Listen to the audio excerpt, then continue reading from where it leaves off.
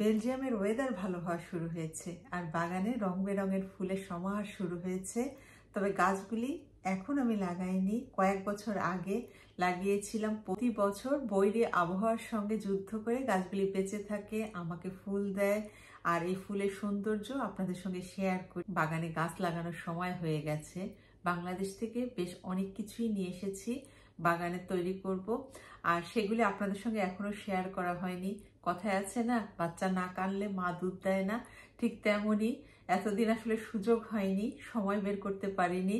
তবে এখনো সময় বের করাটা বেশ ডিফিকাল্ট ছিল। তারপরেও যেহেতু ওয়েদার ভালো হওয়া শুরু হয়েছে, এখন তো আমাকে গাছ লাগাতেই হবে। আর গাছ আজকে লাগানো শুরু করব, বীজ ভিজাবো। ভাবলাম কি কি বীজ এনেছি বাংলাদেশ থেকে আপনাদের সঙ্গে শেয়ার করি।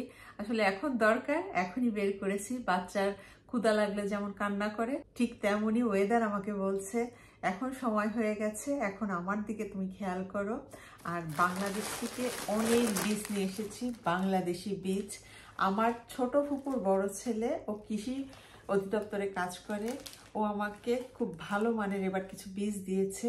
যখনই বাংলাদেশে যাই, কিছু আনি আর না আনি, গাছের বীজই আমি নিয়ে আসি। কারণ গাছ লাগাতে আমি ভীষণ পছন্দ করি ছোটবেলা থেকেই।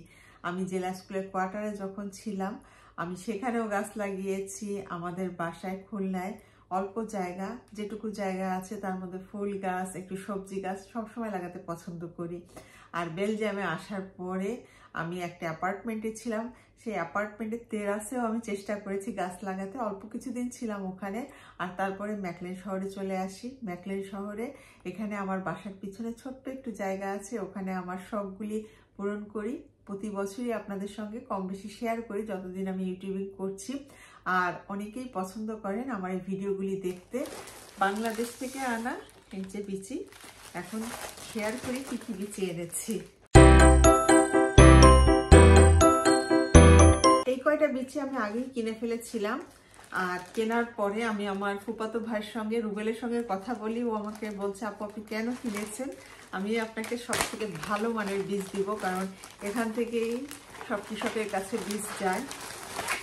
এই কয়টা আমাদের খুলনা বড় বাজারের ভিতর থেকে আমি কিনে নিয়ে এসেছিলাম এই কয়েকটা বীজ। কারণ আমি 2 বছর আগেও বাংলাদেশে গিয়েছিলাম, তখনও আমি কিছু বীজ নিয়ে এসেছিলাম, সেই বীজগুলি আছে। আর আমার ফুফাতো ভাই এই ব্যাগের মধ্যে অনেক বীজ দিয়েছে।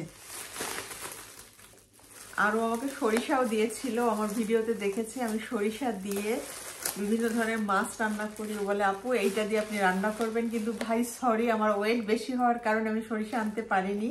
তবে নেক্সটে যখন যাব অবশ্যই নিয়ে আসবো।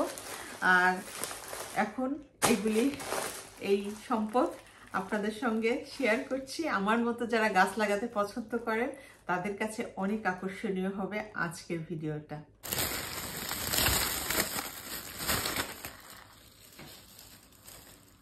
বীজের মেলা, এটা খুলে ফেলতে হবে, তবে এক হাত দিয়ে করাটা একটু বেশ ডিফিকাল্ট।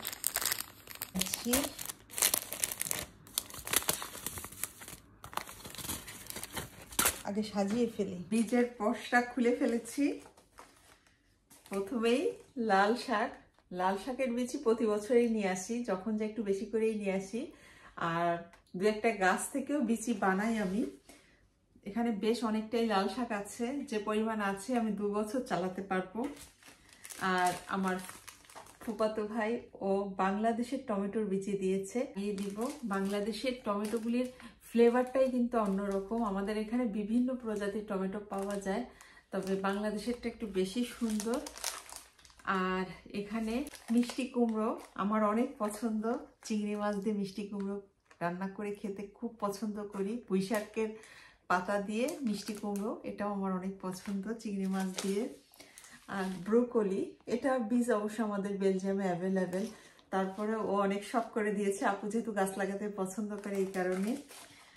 আর বেগুন, এই বেগুন গাছ আমাদের বেলজিয়ামে পাওয়া যায় না। এই বেগুন খেতে হলে বাংলাদেশি দোকান থেকে কিনে খেতে হবে, অথবা গাছ বানিয়ে নিজের হাতে চারা থেকে যখন বেগুন হবে সেই বেগুনগুলি খেতে হবে। ট্রাই করবো এই বেগুন গাছের বেগুন খেতে।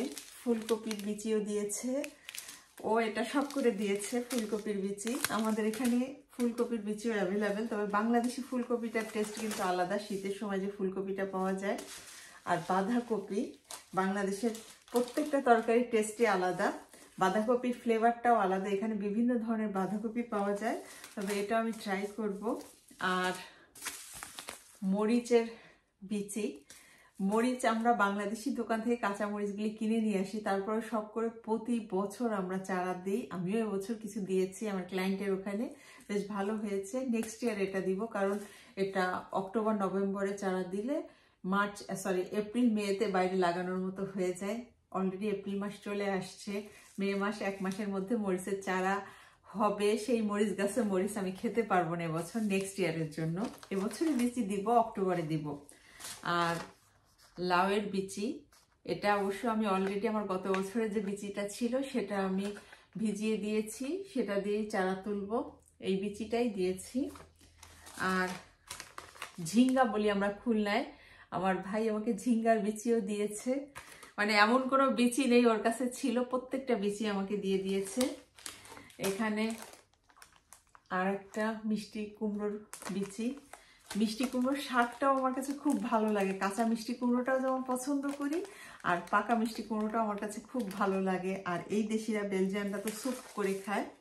যে আর 1 প্যাকেট মরিচের বিচি, অনেক দিন চলে যাবে আমার।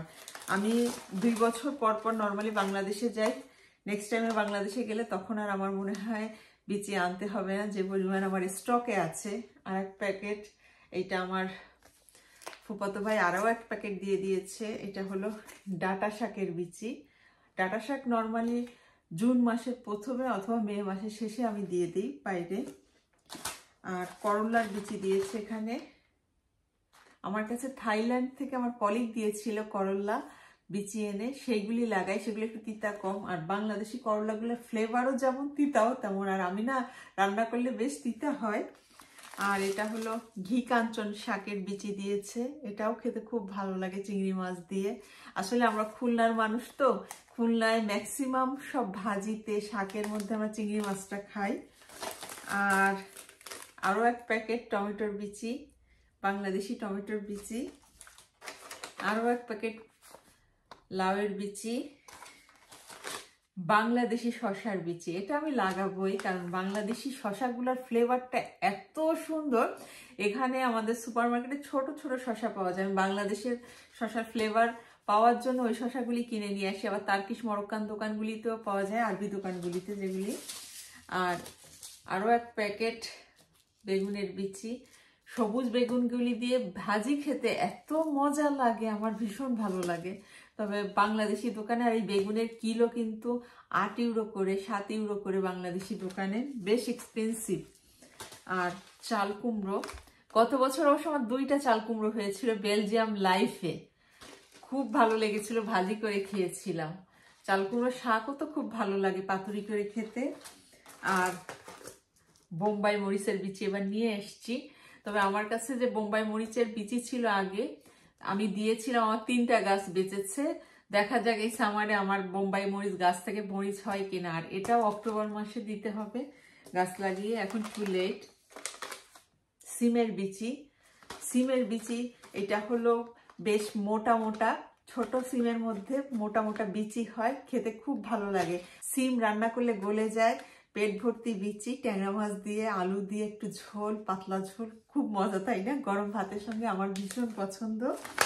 আর এখানে পুঁই শাকের বিচি, এটাও বেশ পছন্দের সবজি আমার, পুঁই শাকটা খুব পছন্দ করি।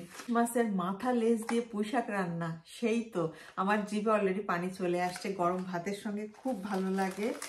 আর মূলোর বিচি, এটা না সরি কলমি শাক, এখানে লেখা আছে কলমি শাক। এই প্যাকেটের মধ্যে কলমি শাকের বিচি দিয়ে দিয়েছে। এইটাও হলো ঝিঙ্গার বিচি।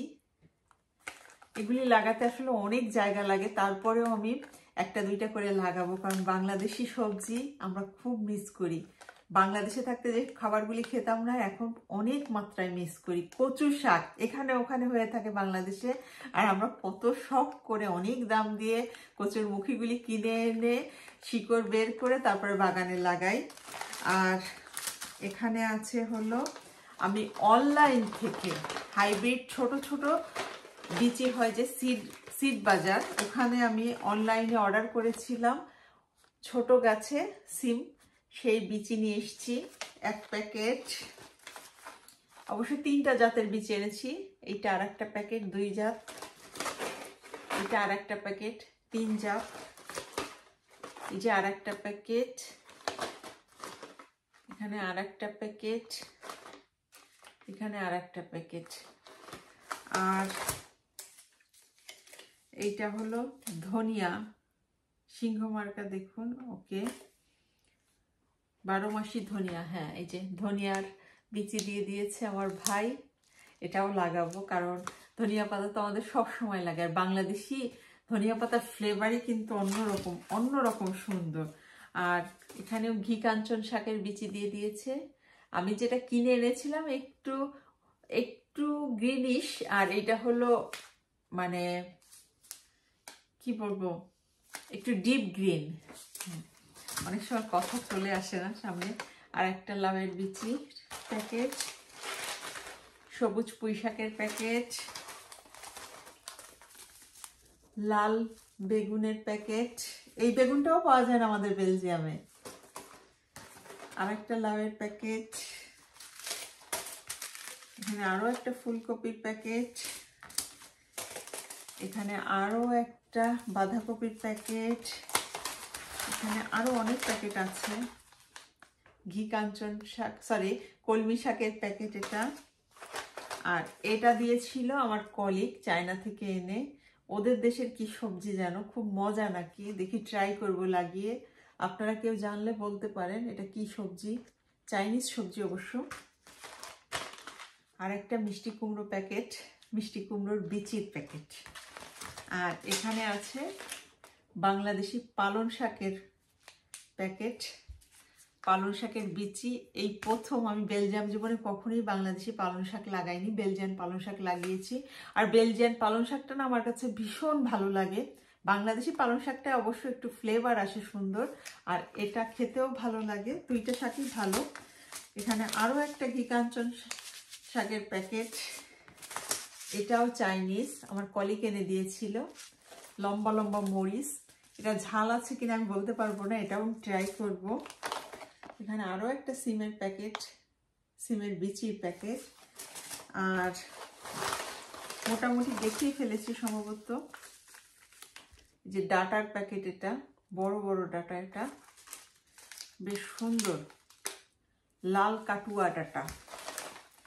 আর বেলজিয়ান সুপার মার্কেট থেকে আমি কিনেছি সাদা বরবটি, এটাও কিন্তু খুব ভালো লাগে খেতে। প্রিন্সেস বনচেস বলে নেদারল্যান্ডে। আর কিছু আছে এখানে, সবই আপনাদেরকে দেখিয়ে ফেলেছি। এই যে আর একটা ঝিঙ্গার প্যাকেট, 2টাই হলো ঝিঙ্গার প্যাকেট। নেই, আর কিছু নেই। ডাটা কাটোয়া, এটা হলো সবুজ ডাটার প্যাকেট, আর এটা হলো লাল ডাটার প্যাকেট। 2টাই আমি লাগাবো, ট্রাই করব। এই তো আমার আজকের ভিডিও। সো সঙ্গে থাকুন, হোল সামারে আমার গার্ডেনগুলি এনজয় করবেন সেই আশা রাখছি। আমার তো খুব ভালো লাগে, আমি স্মৃতিতে ধরে রাখি। আর যারা আমার ভিডিও দেখতে পছন্দ করেন নিশ্চয়ই তারাও অনেক এনজয় করেন। সবাই ভালো থাকবেন সেই শুভকামনায় এখানেই শেষ করছি।